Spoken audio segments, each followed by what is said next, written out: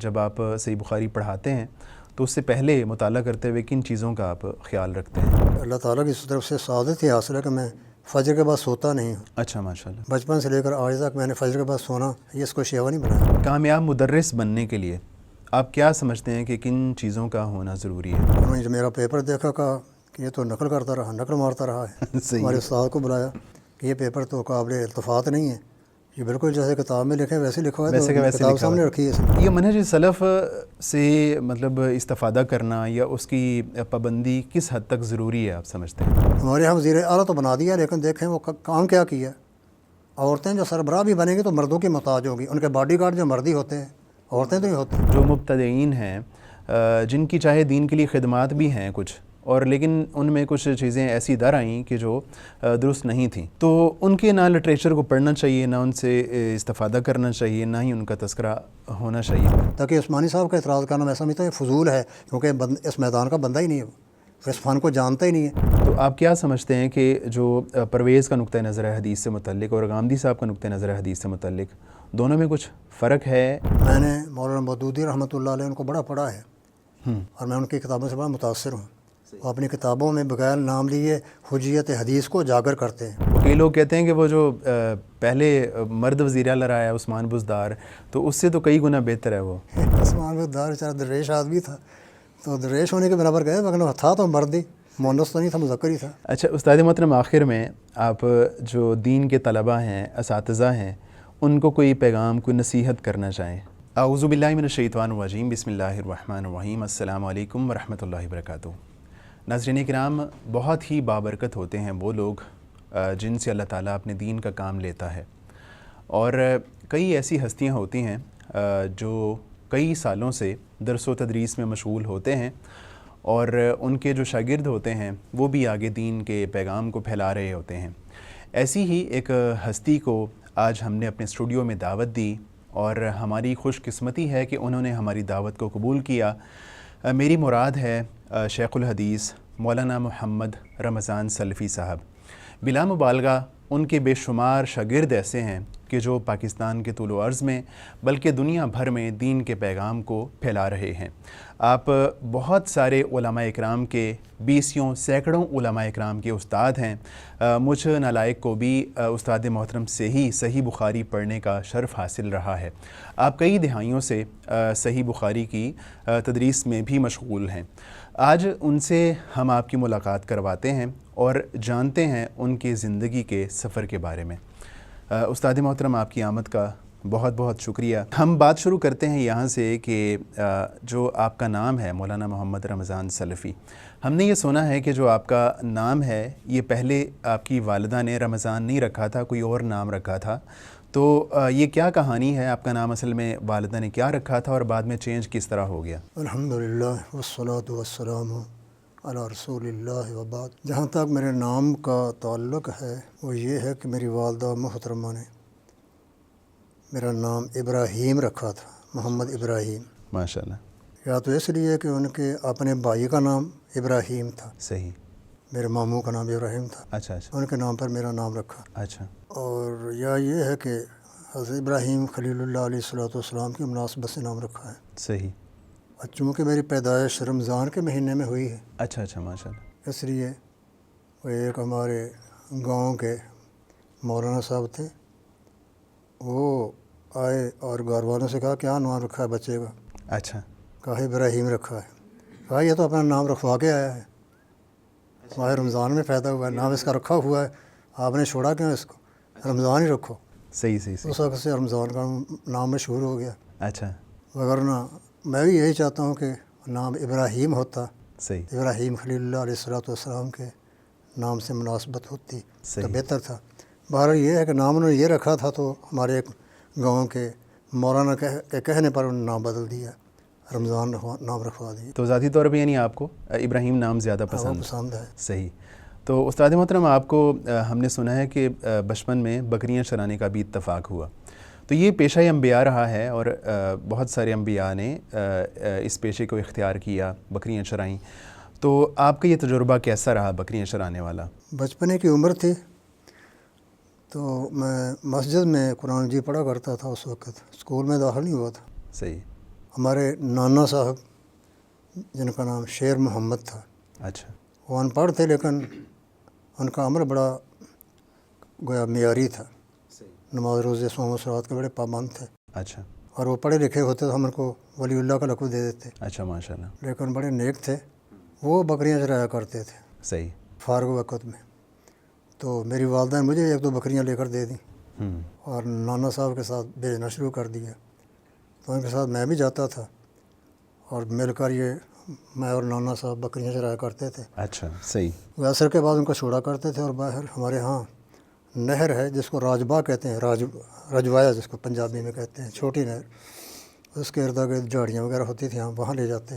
یہ علاقہ کون سا تھا، یعنی شہر کون سا تھا یہ والا؟ میاں چنو کے قریب چک 96-15 ایل، صحیح ہمارا رقبہ بھی وہاں تھا اور نانا صاحب کا رقبہ بھی وہاں تھا، صحیح، تو وہاں یہ بکریاں چرایا کرتے تھے۔ ایک دو سال چرائیں، بس اس کے بعد پھر اسکول میں داخل ہو گئے، اچھا۔ یہ کام چھوڑ دیا تھا۔ شیخ محترم، آپ نے جب اسکول میں داخلہ لیا اور اسکول کی کچھ کلاسیں پڑھنے کے بعد پھر آپ مدرسے کی طرف آ گئے، تو مدرسے کی طرف آنا کس طرح ہوا، کس کے کہنے پہ ہوا؟ خود شوق تھا آپ کو یا والدین کے کہنے پہ ایسا ہوا؟ بچپنے کی عمر جو ہے وہ لاشعوری ہوتی ہے۔ والد صاحب بھی ماشاء اللہ نیک آدمی سے صوم و صلوات کے پابند تھے، لیکن وہ ذمہ دار تھے، وہ صبح وہ بیل وغیرہ لے جاتے اور شام کو گھر آیا کرتے، والدہ گھر میں ہوتی تھیں، تو ان کا شوق یہی تھا کہ مجھے دینی تعلیم دلوائی جائے، لہذا انہوں نے ہمارے گاؤں کے جو خطیب تھے مولانا محمد حسین کشمیری رحمۃ اللہ علیہ، صحیح ان سے مشورہ کیا، کیونکہ میں ان سے پڑھا کرتا، قرآن جی ان سے پڑھا تھا میں نے، صحیح، مولانا محمد حسین سے۔ ان سے کہا کہ اس کو دینی مدارس میں بھیجنا ہے، تو انہوں نے مشورہ دیا، کیونکہ اس وقت میں پرائمری پاس کر چکا تھا، پرائمری صحیح، اسکول سے فارغ ہو چکا، سن 69 کی بات ہے، ستمبر سن 69، صحیح، 1969۔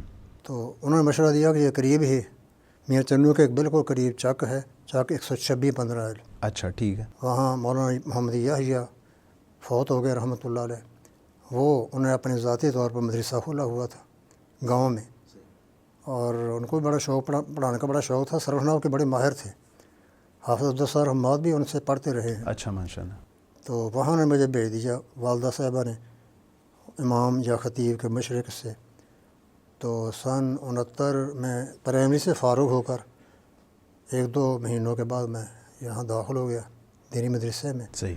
اس میں زیادہ کوشش ترغیب میری والدہ رحمۃ تو اللہ یہ جو علیہا آپ کی ہے۔ مدرسے میں آغاز ہوا تو یہ حفظ سے آغاز ہوا تھا یا کتابیں پڑھنے سے ہوا؟ کتابیں سے شروع کیا، تو عام طور پہ حفظ کا انتظام تو تھا، لیکن میں نے کتابوں سے شروع کیا تھا۔ عام طور پہ جو لوگ درس نظامی شروع کرتے ہیں تو اس سے پہلے والدین کی کوشش ہوتی ہے کہ بچے حفظ کر لیں، اس کے بعد درس نظامی کی طرف آئیں، تو آپ جو ہے حفظ کے بجائے درس نظامی میں آپ نے شروع کیا، اس کی کیا وجہ تھی؟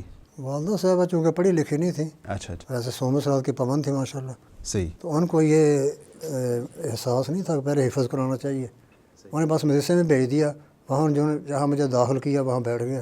صحیح صحیح۔ تو یہ اتفاق کی بات ہے کہ ہمارے استاد جو محمد یحییٰ صاحب ہیں، انہوں نے مجھے شعبہ حفظ میں نہیں شعبہ کتب میں داخل کیا۔ تو آپ نے پھر اس کی کمی آپ محسوس کرتے ہیں کہ کمی ہو سکتی حفظ نہیں ہوا تب؟ جب یعنی واعظ نصیحت کا ٹائم آتا ہے جمعہ پڑھانے کا، تو کئی دفعہ آیتیں یاد کرنی پڑتی ہے، صحیح صحیح، تو یہ بڑا بہتر تھا کہ انسان پہلے قرآن حفظ کر لے، صحیح، اس کے لیے یہ واعظ و نصیحت کرنا، جمعے کا خطبہ دینا جو ہے یہ آسان ہو جاتا ہے، قرآن کے لیے حفظ ہو تو حفظ کرنا چاہیے پہلے۔ تو استاد محترم، ہم نے سنا ہے کہ آپ کی جو تعلیمی حالت تھی بہت زیادہ اچھی تھی ماشاءاللہ، اور آپ نمایاں پوزیشنز حاصل کرتے رہے ہیں، تو آپ کا حافظہ کیسا تھا، اس کے بارے میں اگر کوئی واقعہ آپ بیان کرنا چاہیں؟ اسی مدرسہ میں اس کا نام دارالہدا تھا، جو چک نمبر 126-15 ایل میاں چنو کے قریب مدرسہ تھا، صحیح، اس میں پڑھا کرتا تھا، اور مجھے شروع سے ہی عادت ہے کہ میں جو اصول کی کتابیں زبانی یاد کیا کرتا تھا، صحیح، اور یہ اللہ تعالیٰ کی طرف سے سعادت ہی حاصل ہے کہ میں فجر کے بعد سوتا نہیں ہوں، اچھا ماشاءاللہ، بچپن سے لے کر آج تک میں نے فجر کے بعد سونا یہ اس کو شیوا نہیں بنایا، صحیح صحیح، کبھی ہوا بیمار بندہ ہے یا طبیعت سے ناساز ہے تو سو گیا، وغیرہ میں نے کبھی فجر کے بعد سونے کو شعار نہیں بنایا۔ صحیح، تو میں گویا وہاں ایسے وقت میں یہ کتابیں زبانی یاد کرنے کی ان کو زبانی یاد کیا کرتا اچھا تھا۔ ماشاءاللہ، ایک دفعہ امتحان کا موقع آیا تو ہمارے استاد محمد یحییٰ صاحب نے، کھانے والے میں ایک عالم تھے مولانا عبدالرحمٰن صحیح، رحمۃ اللہ علیہ، وہ بڑے عالم اور فاضل تھے، ان سے انہوں نے گزارش کی کہ آپ ہمارے مدرسے کے پیپر بنائیں. انہیں پیپر بنائے، ہماری کلاس کے پیپر بنائے. تو یہ وہ تو خیر اب خانے وار میں تھے. انہوں نے یہی صاحب نے وہ پیپر لیے ہم سے. تو میں نے وہ پیپر حل کیے. ان میں جو سوال تھے ان کے جواب ویسے ہی دیے جیسے کتابوں میں لکھے تھے. میں نے حفظ کیے ہوئے تھے نا. صحیح. تو جب وہ پیپر دیکھنے کے لیے آئے مولانا عبدالرحمٰن کھانے والے، تو انہوں نے جو میرا پیپر دیکھا کہا کہ یہ تو نقل کرتا رہا، نقل مارتا رہا ہے. ہمارے استاد کو بلایا کہ یہ پیپر تو قابل التفات نہیں ہے، یہ بالکل جیسے کتاب میں لکھے ویسے لکھا ہوا ہے. تو کتاب سامنے رکھی ہے اس نے. صحیح. انہوں نے صفائی دی کہ نہیں یہ انہوں نے نقل نہیں ماری، اس کو یاد کرنے کی عادت ہے. صحیح. یعنی اپنی یادداشت سے یہ سب کچھ لکھا ہے. اچھا ماشاء اللہ. لہٰذا انہوں نے اس کی نفی کی کہ نقل مارنا یہ ان کو موقع نہیں دیا گیا. یہ کتابیں حفظ کرتے ہیں ایسے، یہ جیسے کتاب میں ہوتا ہے ویسے لکھتے ہیں. صحیح. تب انہوں نے تسلیم کیا کہ واقعی یہ زبانی یاد کرتے ہیں اور زبانی لکھا ہے، وغیرہ سمجھتے تھے نقل مار کر لکھا ہے. صحیح. تو ہمارے استاد صاحب نے اس کی صفائی دی کہ نہیں نقل نہیں ماری. آپ کا جو درس نظامی کا پورا سفر تھا وہ آپ نے وہیں پھر مکمل کیا یا کسی اور مدرسے میں جا کے پڑھا آپ نے؟ میرے ساتھ دارالہدیٰ میں 5 سال رہا ہوں. ترمذی شریف تک وہاں میں نے تعلیم حاصل کی تھی. صحیح. چونکہ وہ مدرسہ گاؤں میں تھا اور استاد بھی زیادہ نہیں تھے، 1-2 استاد ہوتے تھے. تو اس لیے میں نے 5 سال کے بعد اپنے استاد سے اجازت طلب کی، مولانا یحییٰ صاحب سے، کہ مجھے آگے کہیں منتقل ہونے کی اجازت دیں. اور میں جب بھی ایک مدرسے سے دوسرے مدرسے جاتا تھا تو استاد سے اجازت لے کر جاتا تھا. صحیح. ایک استاد نے ہم پر محنت کی ہے، پڑھاتا رہا ہے، اس کی اجازت کے بغیر ہی نکل جانا اچھی بات نہیں. صحیح. تو انہوں نے مشورہ دیا کہ ٹھیک ہے آپ اوڈا والے چلے جائیں. وہ خود بھی اوڈا والے پڑھتے رہے تھے. اچھا. تو ان کے گویا اشارے پر یا کہنے پر میں یہ تقویت اسلام اوڈا والے امام مقام کے قریب ہے، گاؤں میں ہے یہ. صحیح. وہاں آ کر داخل ہو گیا اور 2 سال یہاں پڑھتا رہا، جامعہ تقویت الاسلام اوڈا والا. صحیح. یہ مولانا صوفی محمد عبداللہ رحمۃ اللہ علیہ، ان کو کہتے صوفی نے، وہ مجاہد تھے ماشاء اللہ. اچھا ماشاء اللہ. انہوں نے جو کام کیا وہ ہمارے تصور میں نہیں آ سکتا. سنا ہے ان کے بارے میں مولانا صوفی عبداللہ رحمۃ اللہ علیہ، وہ صبح 4 گاؤں میں جا کر بچوں کو قرآن پڑھایا کرتے تھے. پہلے ایک گاؤں میں جانا، پھر دوسرے، تیسرے میں، چوتھے میں قرآن جی کی تعلیم دیا کرتے تھے. یعنی پیدل جانا انہیں چکوں میں، صبح سب کو پڑھاتے جا کر. ماشاء اللہ. پھر جہاد میں ان کا بڑا حصہ ہے، وہ الگ مدرس کی ضرورت ہے اس کے لیے. تو خیر انہوں نے یہ سب سے پہلے مدرسہ گاؤں اوڈا والے میں بنایا تھا. تو یہ صوفی عائش صاحب کا بھی اسی مدرسے سے تعلق تھا؟ نہیں، ہم میرا ماموں کا رہے ہیں وہ. صحیح. تو یہ بنیاد انہوں نے رکھی تھی وہاں. اس کے بعد پھر شہر میں آ گئے. صحیح. اور یہ مدرسہ گاؤں میں چلتا رہا. شہر میں تعلیم الاسلام ماموں کا وہ مشہور ہو گیا. صحیح. تو وہاں میں داخل ہو گیا. یہاں دارالہدیٰ سے فارغ ہونے کے بعد 5 سال لگانے کے بعد، فارغ تو نہیں ہوا، خیر 5 سال وہاں لگائے. تعلیم بھی ادھوری تھی، تو یہاں اوڈا والے میں آ کر میں نے تکمیل مکمل کی. یہاں میں نے فراغت حاصل کی ہے. صحیح. مولانا یعقوب رحمۃ اللہ علیہ، ٹھیک ہے. حافظ امین صاحب کے والد ہیں وہ، ان سے میں نے بخارشی وہاں پڑھی تھی. تو شیخ، جس طرح آپ نے اپنی محنت کا تذکرہ کیا، تو اس زمانے کے طلباء میں اور آج کے مدارس کے طلباء میں محنت کے حوالے سے آپ کیا فرق دیکھتے ہیں؟ زمین و آسمان کا فرق ہے. ہم پرانے لڑکوں کو پڑھاتے رہے آپ کے دور میں، اس کا موبائل نہیں ہوتے تھے. ہاں. موبائل نے سب مصیبت ڈالی ہوئی ہے. آج کل لڑکے موبائل کو چمٹے رہتے ہیں، پڑھتے نہیں. صحیح. تو وہ سب موبائل نہیں ہوتے تھے، ان کو پڑھاتے تھے ہم، اور وہ لڑکے یاد بھی کرتے تھے. صحیح. زبانی یاد کرتے تھے. صحیح. مثال کے طور پہ امتحان ہوتا تھا تو میں پوری باس دے دیتا تھا لڑکوں کو کہ اس کو لکھو، بس اس متمکن کی قسم میں. اور پڑھاتا بھی تھا، لکھواتا بھی تھا، یاد زبانی کرواتا تھا. تو لڑکے الحمدللہ پوری تفسیر سے وہ بڑے اچھے خاتمے لکھا کرتے تھے. ان کی دلچسپی ہوتی ہے علم کے ساتھ. آج کل تو لڑکوں کو جب صبح پڑھنے آتے ہیں پتہ ہی نہیں ہوتا پڑھنا کہاں سے ہے. صحیح. اور کئی دفعہ ان کو بتانا پڑتا ہے کہ یہاں سے پڑھنا ہے. مطالعہ بھی نہیں کرتے، مطالعے کا ٹائم موبائل پر لگاتے ہیں. یہ بڑی مصیبت پڑ گئی ہے کہ موبائل جو ہے اس نے تعلیم کا بیڑا غرق کر دیا لڑکوں میں. صحیح. آج کل پڑھانا میں سمجھتا ہوں برائے نام ہی ہے. لڑکوں کو سر کھپا لیں، کہتے رہیں محنت کرے، وہ نہ پڑھتے ہیں نہ محنت کرتے، مطالعہ بھی نہیں کرتے باوجود کہنے کے. تو عبارت ان کی بالکل ناقص ہوتی ہے، جا بجا غلطیاں کرتے ہیں. اس وقت لڑکوں کی تعلیمی معیار بڑا اچھا ہوتا تھا، عبارت بھی اچھی ہوتی تھی، امتحان میں نظر آتا تھا کہ انہوں نے کچھ پڑھا ہے اور یاد کیا ہے. تو میرے خیال میں یہ ہے کہ موبائل کے آنے سے یہ تعلیمی کمزوری پیدا ہو گئی ہے، کیونکہ لڑکے زیادہ موبائل میں زیادہ دلچسپی لیتے ہیں. وہ موبائل میں سب کچھ مل جاتا ہے، اچھی بری چیز سب چیزیں. تو مطالعے کا ٹائم یا پڑھنے کا ٹائم وہ موبائل پر ضائع کرتے ہیں. اس لیے ان لڑکوں میں بڑا فرق ہے. وہ محنت کرتے تھے، امتحان میں نظر آتا تھا. آج کل تو مطالعہ ہی نہیں کرتے، عبارت بھی غلط پڑھتے ہیں. بڑی مصیبت ہے. ٹھیک ہے. تو تعلیمی معیار اتنا کمزور ہے کہ برائے نام ہی ہم پڑھا رہے ہیں.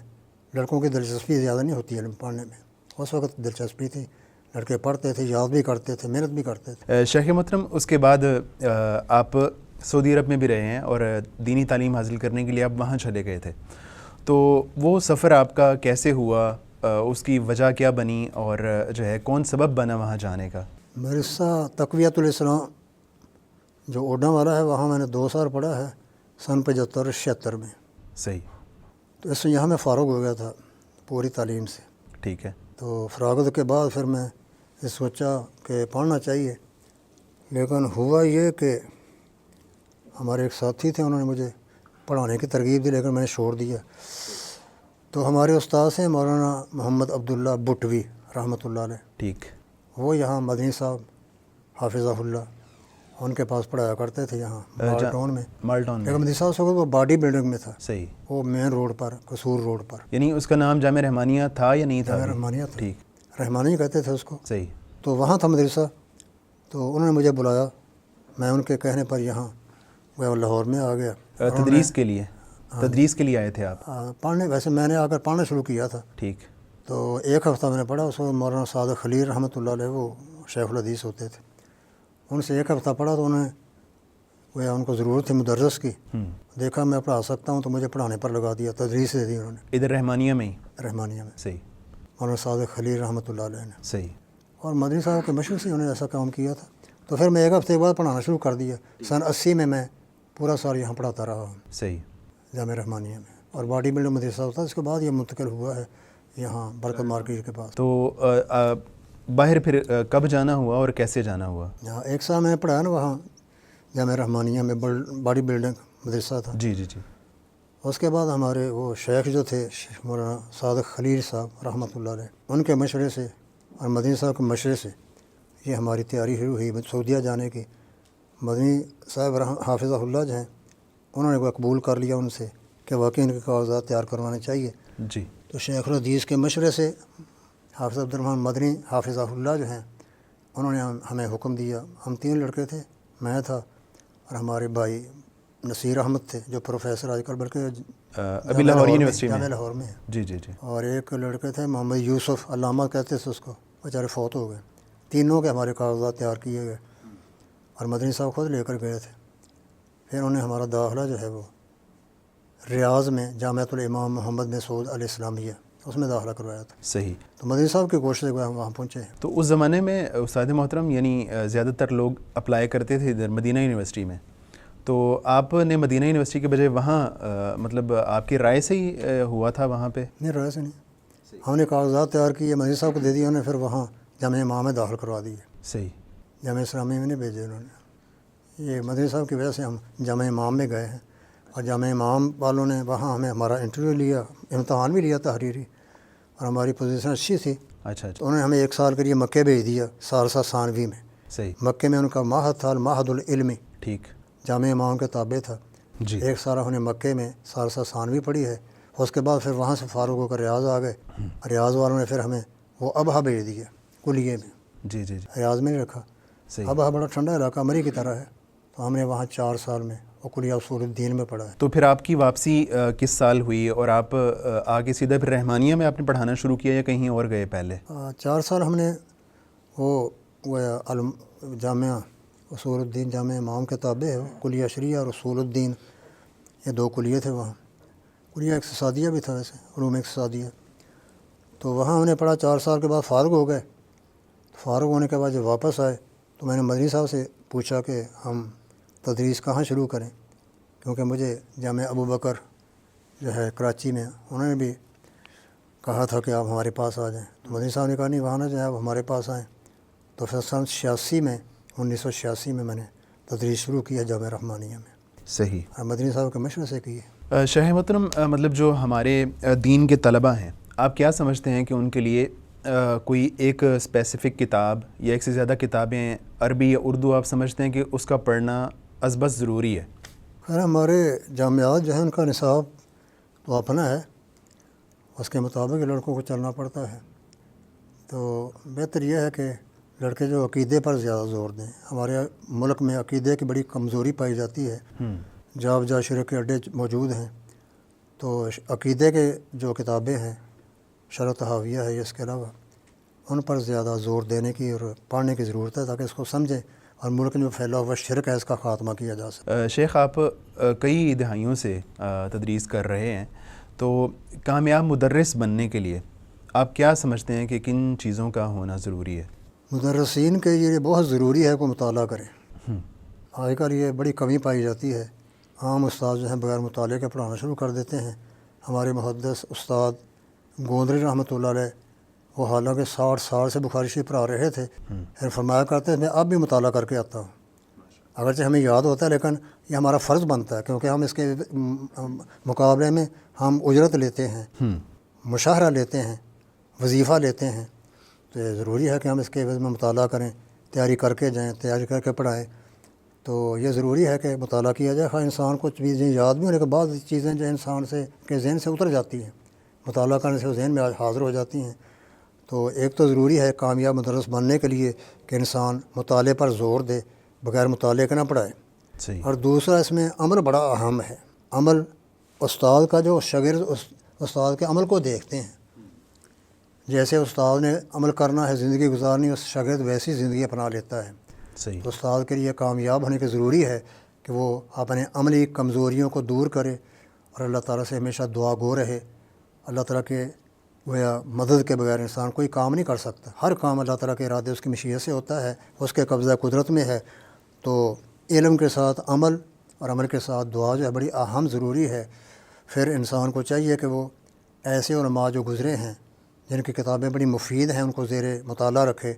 میرے نزدیک شیخ الاسلام امام ابن تیمیہ رحمۃ اللہ علیہ اور ان کے شاگرد رشید ابن قیم رحمۃ اللہ علیہ، ان کی کتابیں بڑی مفید ہیں، اور استاد کو یا شاگرد کو ملے تو ان کو پڑھ کر چھوڑے، ویسے نہ چھوڑے۔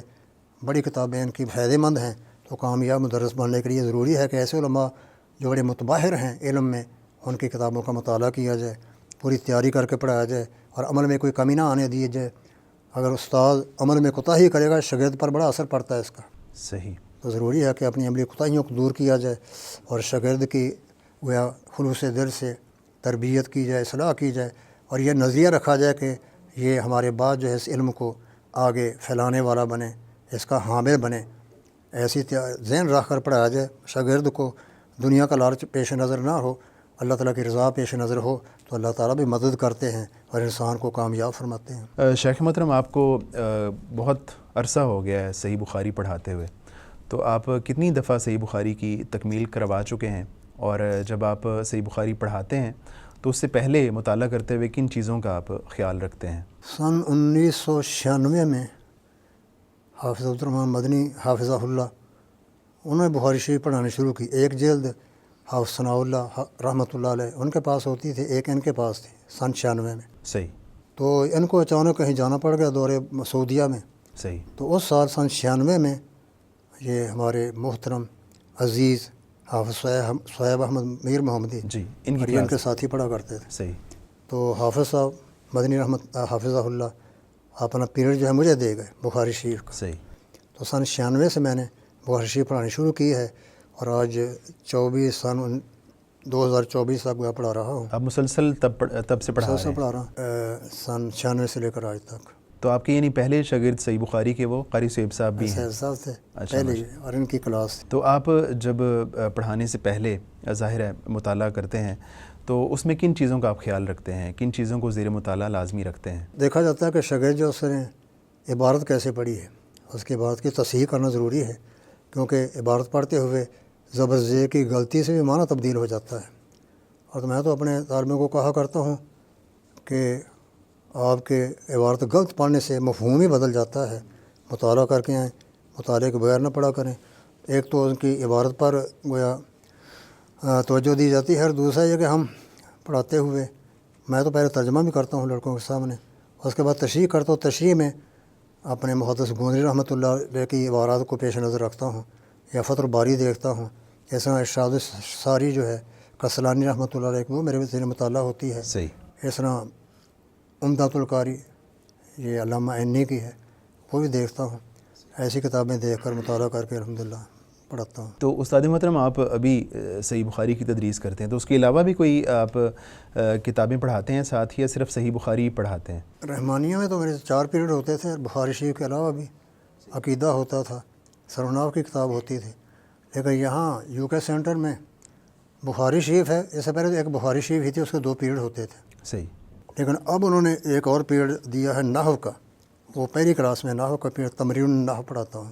اچھا ماشاء اللہ. اور پھر معہد جو ہے معہد القرآن عبدالحسن عزیزی حافظہ اللہ، ان کا وہاں بھی جا کر بخاری شریف کا سب 1 پیریڈ یا 2 پیریڈ ہوتے ہیں. تو استاد محترم یہ بتائیے گا کہ آپ کی شرح جو ہے وہ چھپنا شروع ہو گئی ہے پچھلے کچھ عرصے سے، اس کی غالباً 12 جلدیں چھپ کے منظر عام پہ آ چکی ہیں. تو وہ شرح جو آپ نے لکھی اور اس کا کچھ حصہ باقی بھی ہے، تو اس کی کیا خصوصیات ہیں جو اسے مطلب باقی شروحات سے ممتاز کرتی ہیں؟ شرح بخاری منہۃ الباری جو ہے، یہ اصل میں ہمارے محترم استاد حافظ محمد گوندلوی رحمۃ اللہ علیہ ان کی تدریس سے ہم نے فائدہ اٹھایا ہے. جی. اور میں بخاری شریف سے پڑھتے وقت بہت سی چیزیں لکھا کرتا تھا، ان کو محفوظ کیا ہوا تھا. تو اس کی انفرادیت یا خصوصیت یہ ہے کہ اس میں محدث گوندلوی رحمۃ اللہ علیہ جو برحق محدث کہلانے کے حقدار تھے. آج کل تو ہم لوگوں کو، میرے جیسوں کو محدث کہہ دیتے ہیں، حالانکہ صحیح محدث کے لقب کے حقدار محدث گوندلوی رحمۃ اللہ علیہ تھے. ماشاء اللہ. تو چونکہ ہم نے یہ بخاری شریف سے پڑھی ہے، ان کی عبارتیں وہاں اپنی منہۃ الباری میں دی ہیں. اس کی خصوصیت یہ ہے کہ ایک ماہر محدث کی عبارتیں، ان کی کلام، ان کی گفتگو اس میں آ گئی ہے. اور دوسرا ہم نے بھی کوشش کی ہے کہ جہاں ہمارا علم جو ہے وہ وہاں ساتھ دیتا ہے تو ہم وہاں حاشیے میں کچھ لکھتے جاتے ہیں. صحیح. اصل میں نے بنیاد جو ہے محدث گوندلوی رحمۃ اللہ علیہ کی عبارت کو ہی بنایا ہے. تو اس کی خصوصی یہی ہے کہ ایک ماہر محدث کی کلام جو ہے میں نے محفوظ کر دی ہے منہۃ الباری میں، تاکہ لوگوں کے لیے مفید عام بن سکے، لوگ اس سے فائدہ اٹھا سکیں. اور یہ قلم بند نہ کی جاتی تو یہ عبارتیں آپ ان کی گفتگو بالکل ختم ہو جاتی، ناپید ہو جاتی. صحیح. تو ہم نے کوشش کی کہ ان کے کلام کو، ان کی گفتگو کو، ان کی مباحث کو اس کتاب میں محفوظ کیا جا سکے، اور یہ ہم نے کیا ہے. لیکن افسوس اس پر ہے کہ اس میں کمپوزنگ کی غلطیاں بہت زیادہ آ گئی ہیں. اچھا. میرا بھی اتنا تجربہ نہیں تھا، پہلی دفعہ میں نے یہ کام شروع کیا تھا. صحیح. تو شروع میں جب 1-2 جلدیں جو ہیں وہ میں نے لکھیں، ان کی کمپوزنگ ہوئی. وہ آصف صاحب تھے برکت مارکیٹ میں، وہ عربی کے ماہر نہیں تھے. اچھا. تو بڑی غلطیاں کرتے تھے. میں تجربہ نہیں تھا، میں ایک دفعہ دیکھ کر غلطیاں نکال کر ان کو دے دیتا تھا. اچھا. وہ غلطیاں نکالتے، لیکن باوجود ان کے نکالے کہ پھر غلطیاں آ جاتی تھیں. پہلی دوسری جلد میں بڑی غلطیاں ہیں کمپوزنگ کی. اس کے بعد میں ذرا محتاط ہو گیا. صحیح. پھر میں نظر ثانی میں ذرا دقت نظر سے دیکھنے لگا، دوبارہ پڑھ کے پھر دیتا تھا. اب بعد کی جلدوں میں غلطیاں تو ہیں لیکن بہت کم ہیں. صحیح. پہلی دوسری جلد میں غلطیاں زیادہ ہیں. تو میرا شوق یہ ہے، یا میرا گویا جذبہ یہ ہے کہ اس کتاب کو دوبارہ غلطیاں نکال کر تصحیح کرنے کے بعد دوبارہ چھپایا جائے. اللہ تعالیٰ توفیق دے گا تو انشاءاللہ یہ کام کریں گے. تو ابھی پھر اس پہ کمپوزنگ کا کام کون کر رہا ہے؟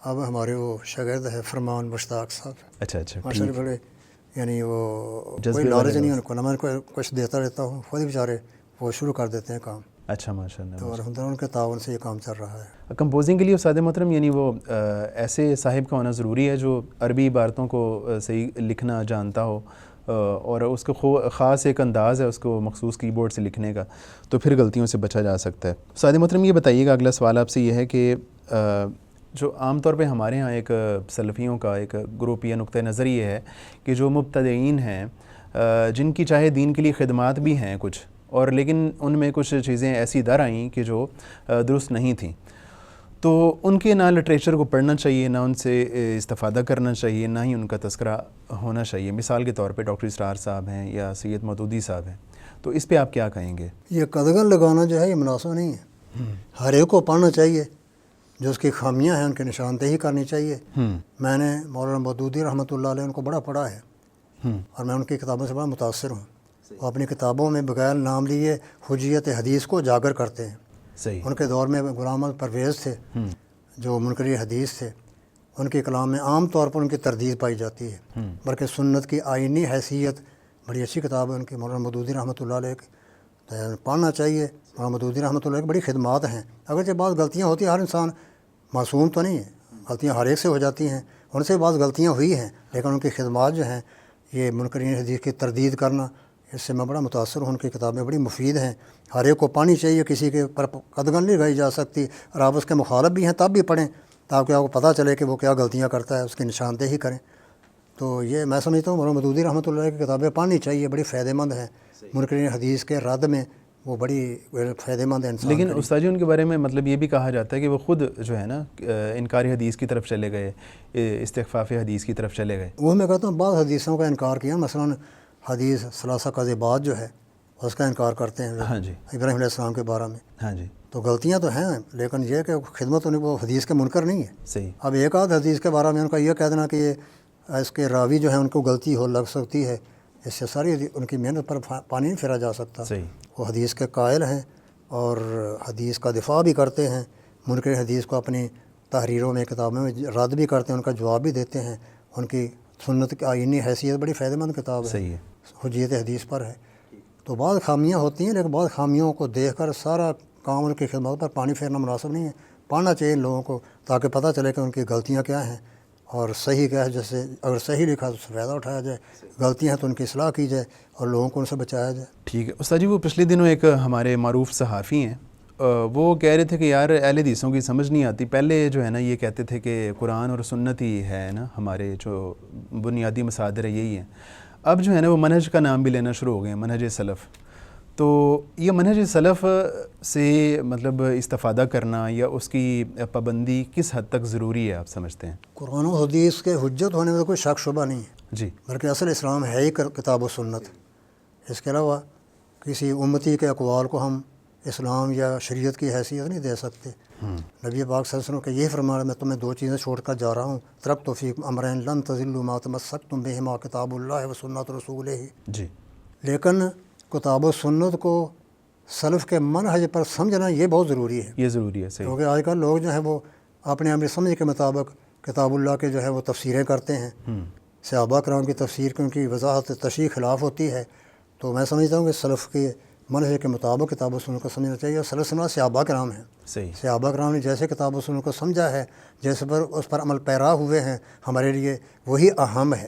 صحیح، اب اس صحابہ کرام کو سلف کو چھوڑ کر ہم قرآن کو پڑھیں، اس کی تفسیر ایسی کریں جو سلف سے ثابت ہی نہ ہوتی، یہ غلط ہے۔ صحیح، صحابہ کرام نے جو نبی پاک کے تربیت یافتہ تھے، شاگرد تھے، وہ قرآن کو بہتر سمجھتے ہیں، انہوں نے نبی صاحب سے قرآن کو سیکھا ہے، تو ان کے منہج کے مطابق قرآن و سنت کو سمجھنا لیکن چاہیے۔ کچھ لوگ ان کے خلاف جو تحریر ہو یا نظریہ پیش کیا جائے اس کو رد کیا جائے گا۔ کچھ لوگ یہ بات کہتے ہیں کہ وہ منہج موجود کہاں ہے، مطلب صحابہ کرام کا تو آپس میں بھی اختلاف ہو جاتا تھا بسا اوقات، تو پھر ہم کس کی بات مانیں گے؟ صحابہ کرام میں اختلاف ہوئے ہیں، لیکن جب ان کے پاس کتاب و سنت کی دلیل آ جاتی ہے سر جھکا دیتے تھے، اپنی رائے کو قربانی کر دیتے تھے، اپنے قول کو چھوڑ دیتے تھے۔ بڑے اختلافات ہوئے ہیں، لیکن جب اللہ کے پیغمبر کی حدیث آ جاتی تھی وہ اپنی رائے کو ترک کر دیتے تھے، حدیث کے قائل ہو جاتے تھے۔ یہی ہونا چاہیے آج کل بھی، حدیث کے آنے کے بعد پھر اس کے خلاف جو ہے اپنے مذہب کی آراء کو پیش کرنا مناسب نہیں ہے۔ حدیث کا قائل ہونے صحابہ کا یہی نظریہ تھا، اختلاف ہوتے تھے ان میں، انسان ہیں، انسان میں اختلاف ہو جاتے ہیں، یہ فرشتے تو نہیں ہیں، صحیح، لیکن اختلاف میں جب دلیل آ جائے کتاب و سنت کی پھر اپنے مذہب پر اڑے رہنا یہ مناسب نہیں ہے۔ ہمیں چاہیے کتاب و سنت کے قائل ہوں، اپنی رائے کو چھوڑ دیں۔ صحابہ کا یہی عمل تھا اور یہ واقعی بہتر ہے، ہمارے لیے یہ مشعل راہ ہے۔ استاد محترم، آپ نے فتنہ انکار حدیث پہ ماشاءاللہ بہت زیادہ کام کیا ہے، آپ کے کئی مضامین محدث کا حصہ بنے ہیں، تو جس زمانے میں آپ نے زیادہ کام کیا اس میں جو ہے غلام احمد پرویز کا نام کافی لیا جاتا تھا، اور آپ کا کافی کام اس کے حوالے سے ہے۔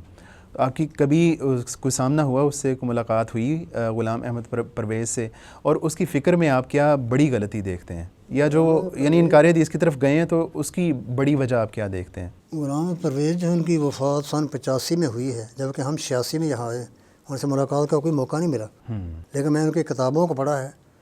محدث یہ لائبریری جو ہے محترم مدنی صاحب کی حافظہ اللہ، اس سے ہم نے بڑا فائدہ اٹھایا، انہوں نے ساری کتابیں ان کی رکھی ہوئی تھی، میں ان کو پڑھنا شروع کیا اور مکمل پڑھا ہے میں نے ان کی کتابوں کو، اچھا، بلکہ ان کا ایک فہرست بھی بنائی ہے کتابوں کی کہ فلاں اس کی بات کس کتاب میں ہے، کس صفحے میں ہے، کس جلد میں ہے، یہ فہرست میرے پاس کافی قلمی لکھی ہوئی ہے۔ صحیح، تو ملاقات کا موقع تو نہیں ملا، ان کی کتابیں پڑھ کر میں بڑا متنفر ہوا ہوں کہ یہ شخص جو ہے یہ حدیث کا رد کرنا چاہتا ہے، حدیث کو بالکل نکال دینا چاہتا ہے۔ وہ خود بھی کہتا ہے اپنی کتابوں میں، اس نے حدیث کے خلاف کتاب لکھی ہے مقام حدیث، جی، ہمارے شیخ محدث گوندری رحمۃ اللہ علیہ نے اس کا جواب لکھا ہے 2 جلدوں میں، دوام حدیث کے نام سے، صحیح، دوام حدیث۔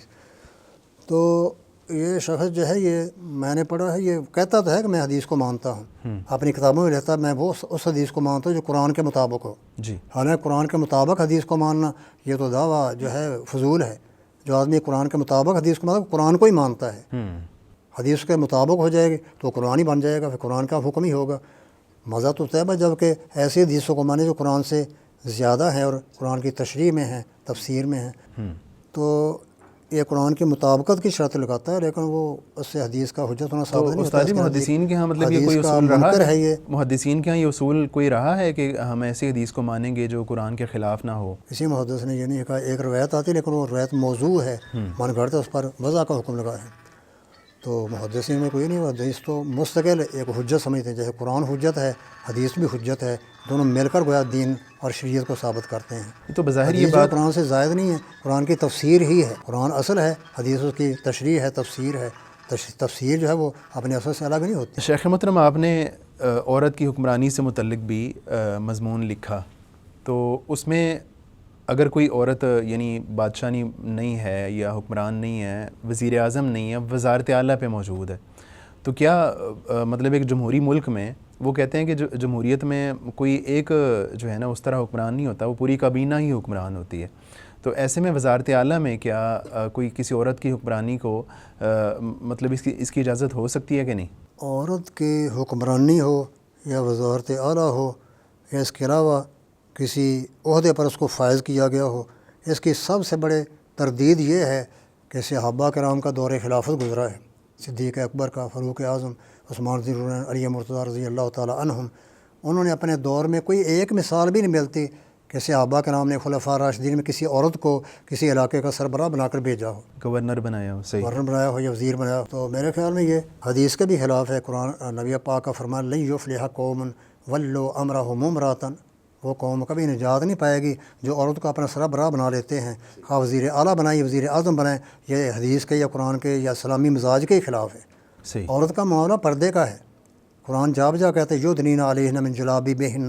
اب جس کا معاملہ پردے کا ہے اس کو سٹیج پر کیسے لایا جا سکتا ہے؟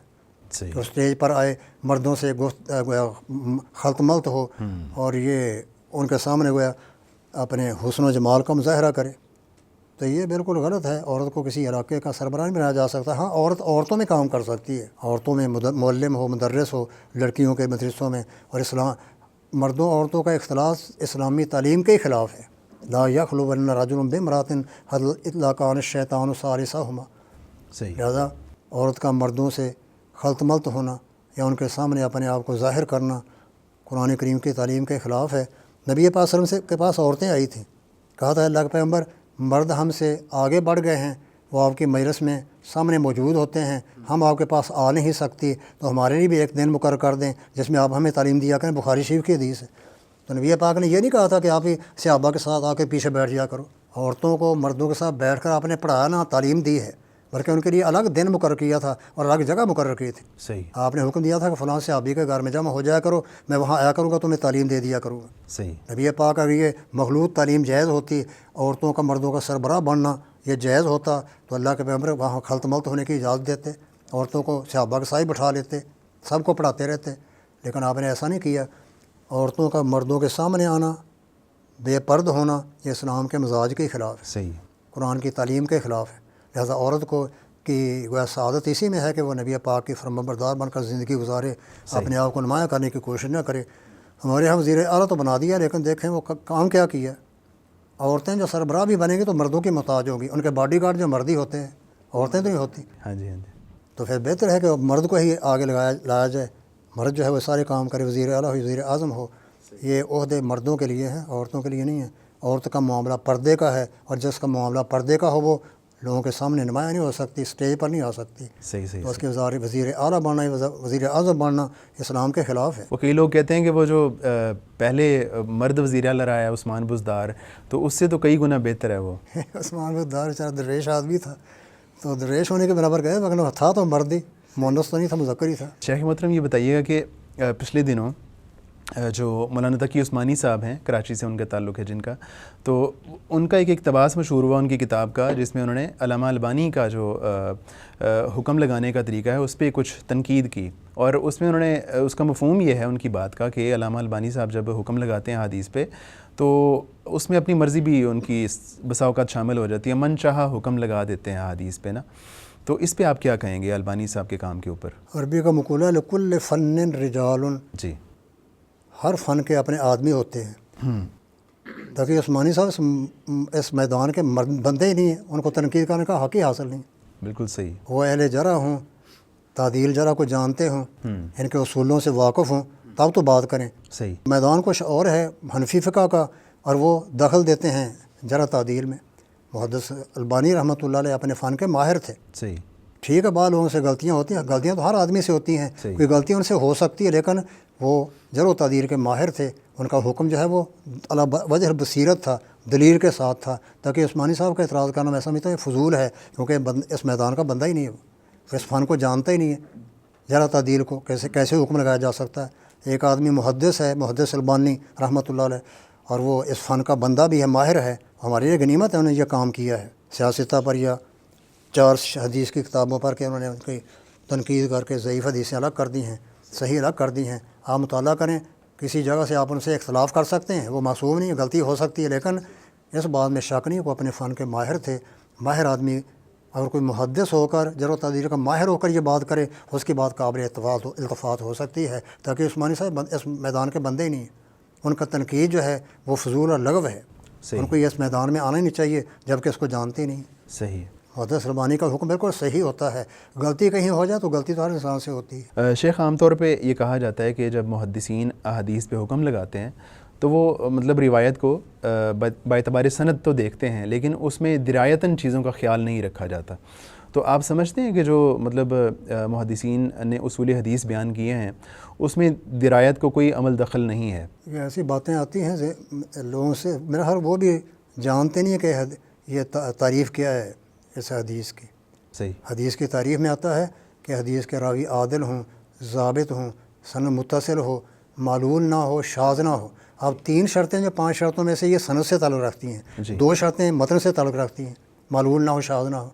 تو محدثین نے متن کو بھی دیکھا ہے، صرف سند کو نہیں دیکھا. وہ روایتاً بھی باز کرتے ہیں، درایتاً بھی کرتے ہیں. وہ جانتے فن کے ماہر تھے. صحیح. لہٰذا ان کا حدیث کی تاریخ میں 2 شرطیں متن کے بارے میں لگانا اس بات کی دلیل ہے کہ انہوں نے متن کو بھی دیکھا ہے، صرف سند کو دیکھ کر حکم نہیں لگایا. یہ بات غلط ہے کہ صرف سند کو دیکھ کر حکم لگا دیتے ہیں، متن کو دیکھتے نہیں ہیں. درایتاً بھی انہوں نے حدیث کی تحقیق کی ہے، اور علت نہ ہونا، حدیث میں علت خفیہ نہ ہونا، شاذ نہ ہونا، یہ شرطیں اس لیے تاکہ متن کو دیکھا جائے. متن میں اگر علت خفیہ ہوگی یا شذوذ ہوگا تو اس کو ضعیف قرار دیتے.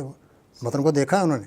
ان کا دعویٰ جو ہے یہ کوئی علا وجہ بصیرت نہیں ہے، جانا نہیں ہے حدیث کی تعریف کو کہ اس میں 2 شرطیں جو ہے متن کے بارے میں ہے اور 3 شرطیں سند کے بارے میں ہیں. لہٰذا متن کو پیش نظر رکھا ہے محدثین. نہیں تو اگر کوئی حدیث ہے جس میں درایتاً کوئی مسئلہ ہو، سنداً وہ ٹھیک ہو، تو کیا اس بنیاد پہ کسی حدیث کو ضعیف قرار دیا جا سکتا ہے؟ ہاں، نہیں، یہ کہا نا کہ اگر سند صحیح ہے اور متن میں کوئی علت پائی جاتی ہے تو ضعیف ہو جائے گا.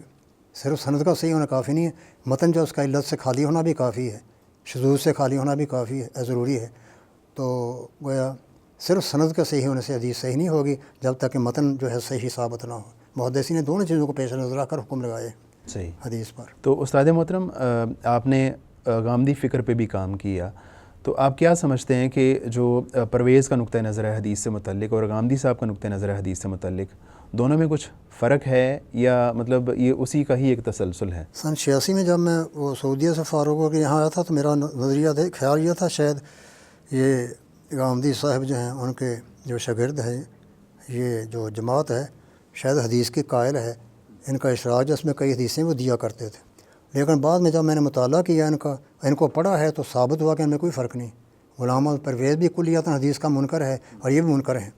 دیکھیں انہوں نے مضمون لکھا تھا اخبار احاد کے بارے میں. جی. حالانکہ زیادہ حدیثیں ہیں ہی خبر واحد، متواتر حدیثیں بہت کم ہیں، جی 200-250 کے قریب. باقی ہزاروں حدیثیں خبر واحد ہیں اور یہ اس کا انکار کرتے ہیں. ان کا اشراق میں مضمون چھپا تھا کہ خبر واحد جو ہے اس میں غلطی کا امکان ہوتا ہے، اس طرح گویا جھوٹ کا امکان ہوتا ہے، یہ بھی کہتے ہیں نا کہ اس وہم کا امکان ہوتا ہے. خبر واحد میں وہم کا امکان ہوتا ہے، غلطی کا امکان ہوتا ہے، جھوٹ بولنے کا امکان ہوتا ہے. لہٰذا یہ حجت نہیں ہے. لہٰذا یہ لوگ بھی غلام محمد پرویز کی طرح پورے حدیث کے منکر ہیں. حدیثیں جو یہ اپنی رسالوں میں لاتے ہیں تو وہ بھی ان کے ایک مضر نہیں ہوتی ان کے لیے. اخلاق کی حدیث لے آئے. ہاں، آداب کی لے آئے، جو آسان ہے کام عمل کے لیے، جو ہر انسان مانتا ہے، صحیح. تو اس سے وہ یہ قائل نہیں ہو سکتے. صحیح بات یہ ہے کہ یہ مکمل منکر حدیث ہے غلام احمد پرویز کی طرح. اخبار احاد کا جب انکار کر دیا تو باقی کیا رہا؟ حدیثیں ہیں ہی اخبار احاد زیادہ. خبر واحد جو ہے وہ اس کی 3 قسمیں ہیں، عزیز، غریب، مشہور وغیرہ، صحیح. اور 3 وہ سب کو رد کرتے ہیں. ایسی ان میں کوئی فرق نہیں ہے، انکار حدیث میں دونوں برابر ہی ہیں. اچھا استاد محترم، آخر میں آپ جو دین کے طلباء ہیں، اساتذہ ہیں، ان کو کوئی پیغام، کوئی نصیحت کرنا چاہیں؟ دین کے طلباء جو ہیں ان کی نصیحت تو یہی ہے کہ وہ نبیوں کے وارث ہیں، ان کو اپنی ذمہ داری کا احساس کرنا چاہیے. العلماء ورثۃ الانبیاء، علماء ہوں یا طالب علم ہوں، وہ نبیوں کے ورثے کو سنبھالتے اور اس کی حفاظت کرتے ہیں. تو ہمارے طالب علموں کو چاہیے کہ وہ محنت سے پڑھیں اور موبائل پر اپنا وقت ضائع نہ کریں، نہ وقت کو نیند میں ضائع کرنے کی کوشش کریں.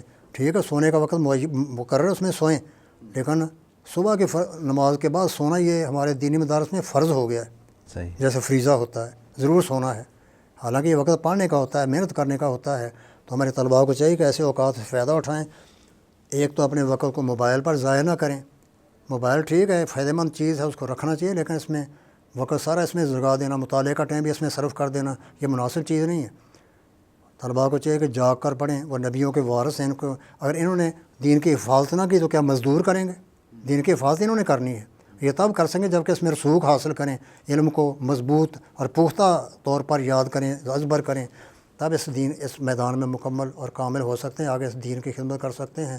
اور ایسے ہی پڑھا جیسے پڑھ رہے ہیں تو میرے بھائی یہ مناسب نہیں ہے. تو ہمارے طلباء کو چاہیے کہ وہ اپنے آپ کو بدلیں، اپنے وقت کو ضائع نہ کریں. ان کے ماں باپ گھروں سے بھیجتے ہیں دینی مدارس میں، خود وہ محنت مزدوری کی تکلیفیں اٹھاتے ہیں اولاد کی خاطر. دیکھو نا کتنی قربانی ہے ماں باپ کی. وہ خود مشقتیں اٹھاتے ہیں، روزگار کے لیے بھاگے پھرتے ہیں. اپنے بچے کو دینی مدارس میں بھیجا ہوا ہے تو دینی مدرسے میں پڑھنے والے کو سوچنا چاہیے میرے ماں باپ نے کیوں بھیجا ہے؟ کیا سونے کے لیے بھیجا ہے یا موبائل پر ٹائم ضائع کرنے کے لیے؟ تو یہ چیز عام ہو گئی ہے اور یہ بڑی تشویش کی باعث ہے کہ ہمارے طلباء آج کل بڑے علم میں کچے ہیں، کچے علم والے ہیں، رسوخ حاصل نہیں ہیں کیونکہ محنت نہیں کرتے. صحیح. تو طلباء کو چاہیے کہ وہ اپنے ذمہ داری کا احساس کریں، نبیوں کو دیکھیں، انبیاء کو. ٹھیک ہے، اس میدان میں مشقتیں تکلیفیں آتی ہیں، گورنمنٹ کے اداروں میں ٹھیک ہے سہولتیں ملتی ہیں، لیکن جب مشقتیں ہیں تو انبیاء کو دیکھ لیں.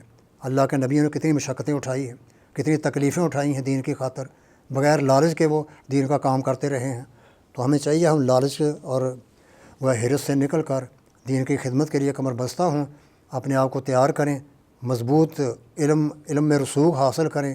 علم میں مضبوط ہوں گے تب آگے اس علم کی خدمت کر سکیں گے. تو ہمارے بھائیوں کو چاہیے، طلباء کو، کہ اپنے ذمہ داری کو سمجھیں اور آپ نے یہ کام آگے سنبھالنا ہے، درس و تدریس کا، وعظ و نصیحت کا، خطابت وغیرہ کا. تو آپ کے لیے ضروری ہے کہ آپ علم کو پختہ کریں. پختہ تب ہوگا جب اس کے لیے وقت دیں گے، اپنے آپ کو اس کے لیے صرف کریں گے. اگر آپ نے ایسے ہی چلنا ہے تو یہ دین کی خدمت کا کام بڑا ادھورا رہ جائے گا. پھر جاہل لوگ آئیں گے، وہ مفتی بن جائیں گے، خطیب بن جائیں گے، لوگوں کو گمراہ کریں گے. صحیح. تو ہمیں چاہیے ہمارے طلباء کو کہ وہ اپنی ذمہ داری کو سمجھیں اور نبیوں کے ورثے کی کما حقوق حفاظت کرنے کے لیے کمر بستہ ہو جائیں. استاد محترم، آخر میں بالکل یعنی آپ درس و تدریس کے ساتھ آپ خطابت کا فریضہ بھی سر انجام دیتے ہیں، تو خطباء کو بھی اگر آپ کوئی نصیحت کرنا چاہیں. دین کی خدمت میں نا یہ معاوضے کو نہیں دیکھنا چاہیے کہ فلاں مسجد میں معاوضہ ملے گا، میں جمعہ پڑھاؤں گا، خطابت کروں گا.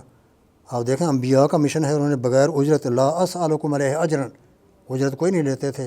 اللہ کے دین کا کام انہوں نے فری کیا ہے. یہ تو گویا مسجد والوں کی گویا یہ گویا آپ کے لیے قربانی ہے کہ وہ آپ کو ایک مقام دیتے ہیں تبلیغ کرنے کا. صحیح. آپ سمجھیں کہ وہ پانی نہیں پوچھتے، ہمیں روٹی کی نہیں پوچھتے، ہم جمعہ پڑھانے، یہ نہیں دیکھنا چاہیے. انبیاء کو دیکھیں انہوں نے کیسے دین کی خدمت کی ہے. مسجد والوں کی یہی بہت بڑا گویا فریضہ یا ان کی گویا دعوت یا خوش قسمتی ہے کہ انہوں نے آپ کو موقع دیا ہے، مسجد میں جگہ دی ہے بولنے کے لیے. آپ اپنا فریضہ ادا کرتے ہیں جو کہ آپ کے ذمہ داری ہے کہ دین کو آگے پہنچائیں. بلغ انی ولو آیۃ. تو یہ ضروری ہے کہ خطابت میں مبلغ جو ہے، خطیب، وہ حریص نہ ہو، معاوضے کا طلبگار نہ. جو خدمت کرتے ہیں ٹھیک ہے، وگرنہ اس کا حریص نہیں ہونا چاہیے. اللہ تعالیٰ کی رضا کے لیے یہ کام ہونا چاہیے خطابت کا، کیونکہ دین کو پہنچانا آپ کی ذمہ داری ہے. یہ ذمہ داری جو ہے آپ اس طرح سے ادا کر سکتے ہیں کہ آپ حریص نہ ہوں.